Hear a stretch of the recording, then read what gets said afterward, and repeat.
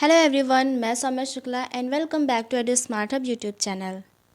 Current affairs 10 minute show के 5 parts complete हो चुके हैं और उन पांचों पार्ट्स में हमने कौन कौन से टॉपिक्स कवर किए हैं एक नज़र उन पर डालेंगे। देन हम आज के सेशन में उन्हीं टॉपिक्स पर बेस्ड मॉक टेस्ट करेंगे ताकि ये सारे टॉपिक्स आपके अच्छे से रिवाइज हो जाए।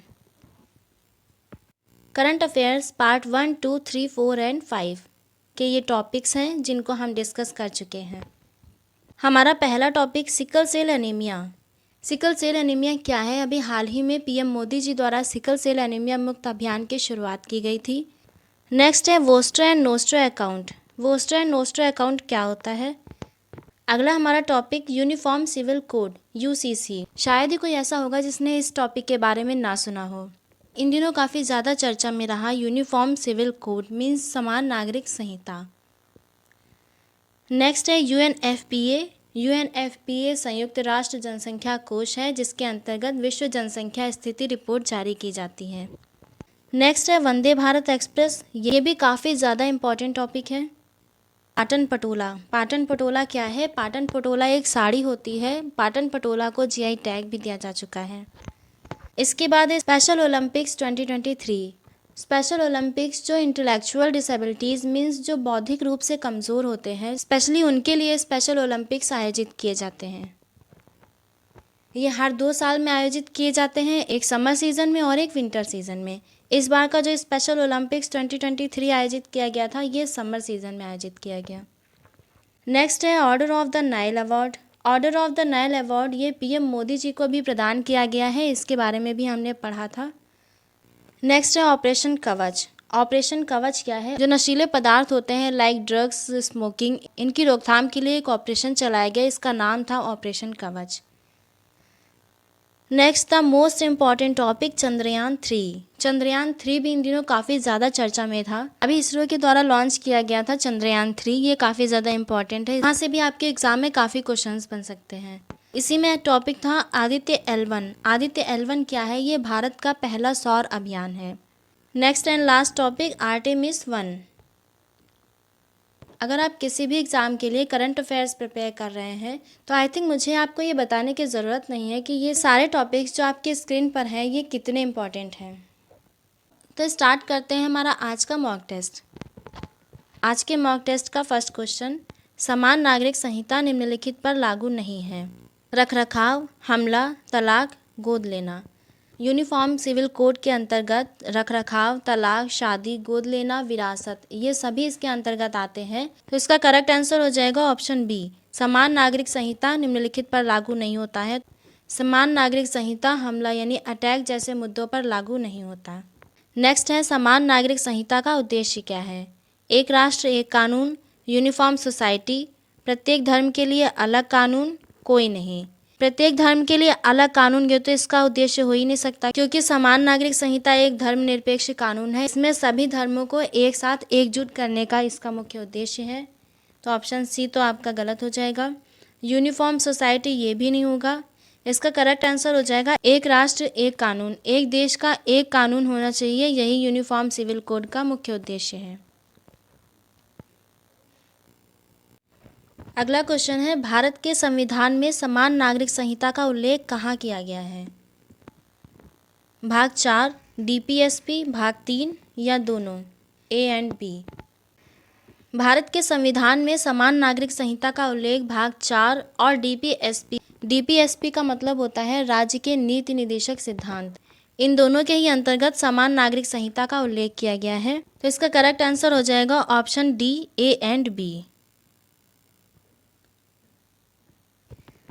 भारतीय संविधान का कौन सा अनुच्छेद समान नागरिक संहिता प्रदान करता है? यूनिफॉर्म सिविल कोड भारतीय संविधान के किस अनुच्छेद के अंतर्गत आता है? संविधान के आर्टिकल 44 के अंतर्गत समान नागरिक संहिता आता है। अगला क्वेश्चन है भारत में समान नागरिक संहिता की शुरुआत कब हुई? वैसे तो कई देशों में समान नागरिक संहिता लागू की जा चुकी है। भारत में समान नागरिक संहिता की शुरुआत की गई थी 1835 में।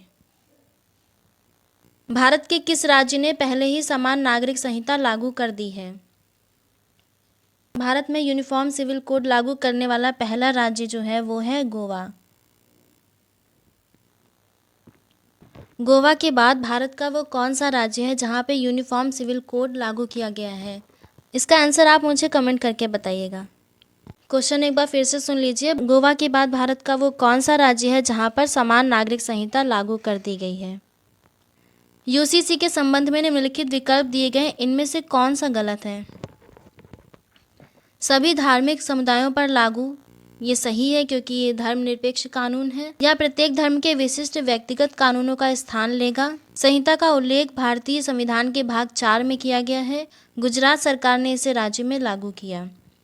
यह प्रत्येक धर्म के विशिष्ट व्यक्तिगत कानूनों का स्थान लेगा, ये भी सही है। एक राष्ट्र एक कानून इसका मुख्य उद्देश्य है। अभी पिछले क्वेश्चन में मैंने बताया था भारतीय संविधान के भाग 4 में इसका उल्लेख किया गया है और गुजरात सरकार ने इसे अभी तक लागू नहीं किया है। तो इनमें से कौन सा गलत हो जाएगा? ऑप्शन डी, तो यही आपका आंसर हो जाएगा। गुजरात सरकार ने इसे राज्य में लागू किया। ये थे यूसीसी यूनिफॉर्म सिविल कोड से रिलेटेड एमसीक्यूज। नेक्स्ट हमारा क्वेश्चन है, स्पेशल ओलंपिक्स वर्ल्ड गेम्स 2023 में भारत ने कितने पदक जीते? स्पेशल ओलंपिक्स वर्ल्ड गेम्स 2023 में भारत ने 202 पदक जीते। कौन सा देश विशेष ओलंपिक विश्व ग्रीष्मकालीन खेलों की मेजबानी करता है?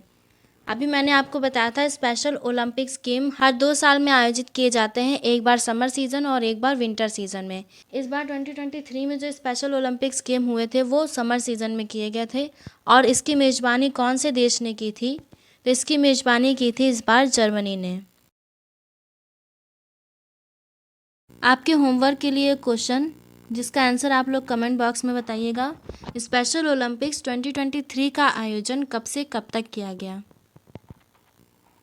ये क्वेश्चंस वंदे भारत एक्सप्रेस से रिलेटेड क्वेश्चंस हैं। इनमें पहला क्वेश्चन है, वंदे भारत एक्सप्रेस क्या है? एक इलेक्ट्रिक कार, भारतीय रेलवे द्वारा संचालित एक सेमी हाई स्पीड ट्रेन, भारतीय रेलवे द्वारा संचालित एक बुलेट ट्रेन या एक लग्जरी क्रूज लाइनर? तो हम सभी को पता है वंदे भारत एक्सप्रेस भारतीय रेलवे द्वारा संचालित एक सेमी हाई स्पीड ट्रेन है। नेक्स्ट है, वंदे भारत एक्सप्रेस का मूल नाम क्या था? मीन्स इसको पहले किस नाम से जानते थे? वंदे भारत एक्सप्रेस को पहले ट्रेन 18 के नाम से जाना जाता था। वंदे भारत एक्सप्रेस की अधिकतम गति क्या है? इसकी मैक्सिमम स्पीड क्या है? इसकी मैक्सिमम स्पीड है 180 kilometre per hour. Vande Bharat express का निर्माण कहाँ किया गया था? क्या होगा इसका आंसर? मैंने ये सब पूरा आपको डिटेल में बताया हुआ है। वंदे भारत एक्सप्रेस का निर्माण चेन्नई में किया गया था।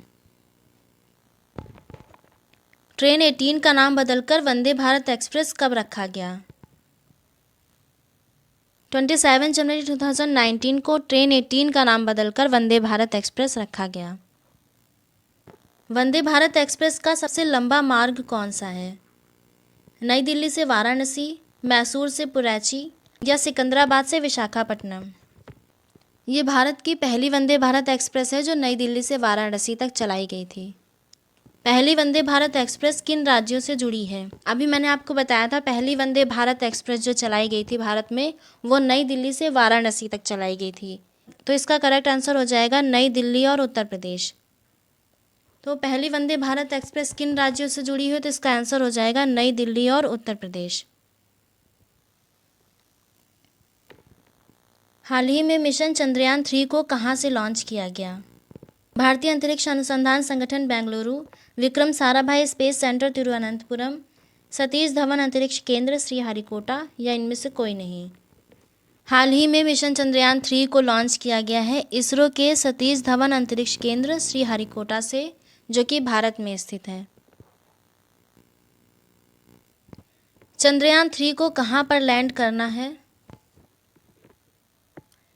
चंद्रमा के उत्तरी ध्रुव पर, पश्चिमी ध्रुव पर, पूर्वी ध्रुव पर या चंद्रमा के दक्षिणी ध्रुव पर? चंद्रयान 3 को चंद्रमा के दक्षिणी ध्रुव पर लैंड करना है। चंद्रयान 3 को किस रॉकेट से लॉन्च किया गया? चंद्रयान 3 को जिस रॉकेट के द्वारा लॉन्च किया गया उसका नाम है LVM-3M4। हाल ही में मिशन चंद्रयान 3 कब लॉन्च किया गया? इसका आंसर आपको पता ही होगा। इसका आंसर आप लोग कमेंट करके बताइएगा। ये क्वेश्चन भी आपका होमवर्क क्वेश्चन है। मिशन चंद्रयान 3 को किसने लॉन्च किया? इसरो ने चंद्रयान 3 मिशन के कौन से 3 मुख्य उद्देश्य निर्धारित किए हैं? चंद्रमा की सतह पर एक सुरक्षित और सॉफ्ट लैंडिंग का प्रदर्शन करना, वैज्ञानिक अवलोकन का प्रदर्शन करना और चंद्रमा पर रोवर की घूमने की क्षमताओं का प्रदर्शन करना। डी ऑप्शन है उपर्युक्त सभी। चंद्रयान 3 के ये तीनों ही मुख्य उद्देश्य हैं, तो इसका करेक्ट आंसर हो जाएगा ऑप्शन डी, उपर्युक्त सभी। मिशन चंद्रयान 3 के रोवर का क्या नाम रखा गया है? मिशन चंद्रयान 3 के रोवर का नाम रखा गया है प्रज्ञान। चंद्रयान 2 के रोवर का नाम भी प्रज्ञान था, चंद्रयान 3 के रोवर का नाम भी प्रज्ञान रखा गया है, इसमें कोई चेंजेस नहीं हुए हैं। मिशन चंद्रयान 3 के लैंडर का क्या नाम है? तो मिशन चंद्रयान 3 के लैंडर का नाम विक्रम। मिशन चंद्रयान 1 को कब लॉन्च किया गया था? मिशन चंद्रयान 1 लॉन्च किया गया था 22 अक्टूबर 2008 को। और मिशन चंद्रयान 2 कब लॉन्च किया गया था? मिशन चंद्रयान 2 लॉन्च किया गया था 22 जुलाई 2019 को। वर्तमान में इसरो के अध्यक्ष कौन हैं? वर्तमान में इसरो के अध्यक्ष हैं एस सोमनाथ। अगला क्वेश्चन है, सिकल सेल एनीमिया मुक्त अभियान की शुरुआत कब हुई? अभी हाल ही में पीएम मोदी जी द्वारा सिकल सेल एनीमिया मुक्त अभियान की शुरुआत की गई, वो की गई है 1 जुलाई 2023 को। नेक्स्ट है, सिकल सेल एनीमिया मुक्त अभियान की शुरुआत किस राज्य से हुई? सिकल सेल एनीमिया मुक्त अभियान की शुरुआत 1 जुलाई को मध्य प्रदेश के शहडोल से की गई। इसके बाद है, भारत को सिकल सेल एनीमिया से मुक्त करने का लक्ष्य रखा गया है, वो लक्ष्य कितने वर्षों तक रखा गया है? वो लक्ष्य रखा गया है 2047 तक, 2047 तक।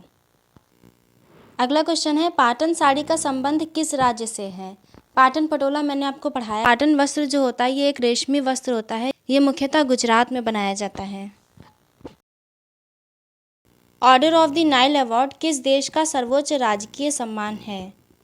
Order of the Nile award मिस्र देश का सर्वोच्च राजकीय सम्मान है, जो कि मोदी जी को दिया गया।